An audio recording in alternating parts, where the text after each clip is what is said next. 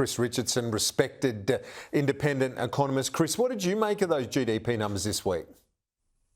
They were a bit challenging. The Australian economy does remain under a fair amount of pressure. The expectation amongst pretty much all economists at the start of this year was that we would begin to turn the corner in the second half of 24, that tax cuts and, as it later turned out, big electricity subsidies would put enough money in the pockets of the punters to see the economy gradually regather some steam.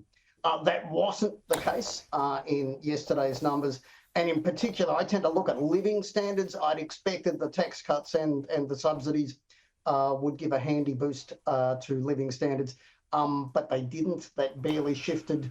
They peaked 3 years ago, living standards in Australia, and still down just over 10% from that peak.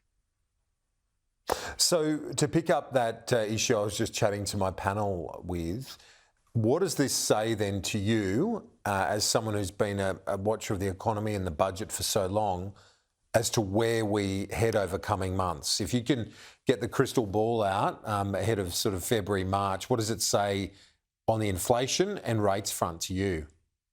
Well, the chess pieces did move a bit with those national accounts numbers yesterday.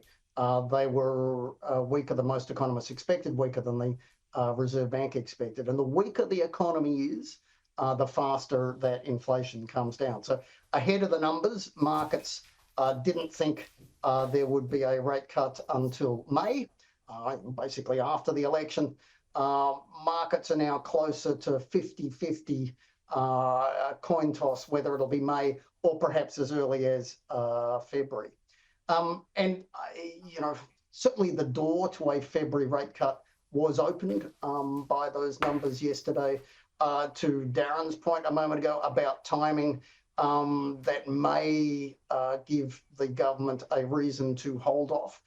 May also give the government a reason to be careful around some extra spending and spending promises ahead of the election.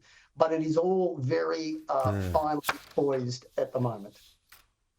It is, isn't it? And I read your report, your preview for the mid-year budget update. We're heading to Christmas, but still a fair bit of economic news around, including what's known as MyEFO.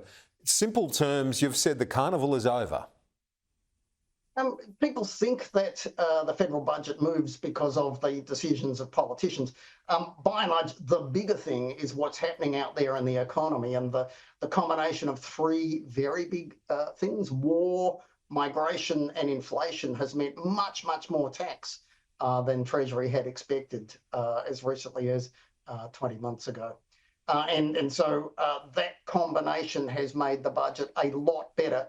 Might have been tough times in the economy. It's never been better times in the budget. Basically, the world gave us a pay rise. Inflation took money from families and gave it to governments. And migration meant more people to tax. But that carnival is over. Yesterday's numbers, again, feeding into the thought that the economic surprises will no longer be helping the budget from here. Some people are still talking about the chance of a government snatching a third surplus. Not going to happen. It is a very substantial weakening in the budget, and it stays weak thereafter. Yes, it does indeed. So, and the 104 billion the government's added in terms of spending since the last election doesn't assist in that case, Chris. No, they've complicated things for themselves. They got an enormous amount of, I'll call it luck again, war, migration and inflation dropped a lot of extra tax revenue into their laps, not as a result of any decision they took. $365 billion over 4 years. They've spent $104 billion out of that windfall. They've also raised taxes by $44 billion. That's a bit of an offset to the spending. So the net worsening on the budget balance, about $60 billion.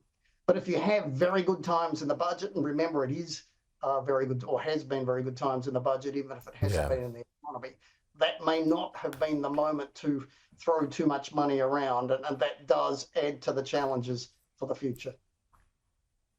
Chris Richardson, great to get your insights as always. Thank you. Thanks, KG.